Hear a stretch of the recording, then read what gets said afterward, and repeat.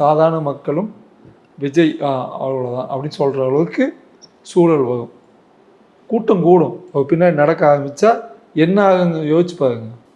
இப்போ பிடிச்சி உள்ள போட வேண்டியதானே, போட்டுருந்தா என்ன ஆகிருக்கும்.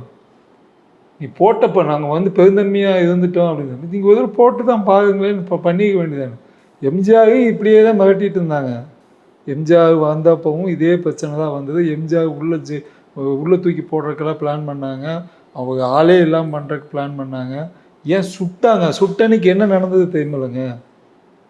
சுட்டாங்கல்ல, அன்றைக்கி 4-5 பேர்லாம் செத்து போயிட்டாங்க. அந்த நியூஸ் எல்லாம் நீங்கள் பார்க்கவே இல்லை. எங்கள் அம்மா சொல்லி, அதாவதுன்னா செத்தனைக்கு ஒரு 50-100 பேர் செத்து போயிட்டாங்க. தாலியெல்லாம் ஆயிரக்கணக்கான தாலி வந்து வீசப்பட்டது. இதே தமிழ்நாட்டுக்குள்ளே தான். அந்த அளவுக்கு ஒரு மாசு உள்ள ஒரு ஆளாக ரஜினி இருந்தார். அதை அவர் பயன்படுத்திக்கல. ஜோதிட ரீதியாக மட்டும் இல்லை, அவரோட கணக்கு கரெக்டாக இருந்தால் இந்த கடகராசி ராஜபோக ராசி, அதிர்ஷ்டம் அடிக்கக்கூடிய ராசி, கண்டிப்பாக அடிக்கும். கடகராசி பூச நட்சத்திரம் கன்னியாக இலக்கணம்.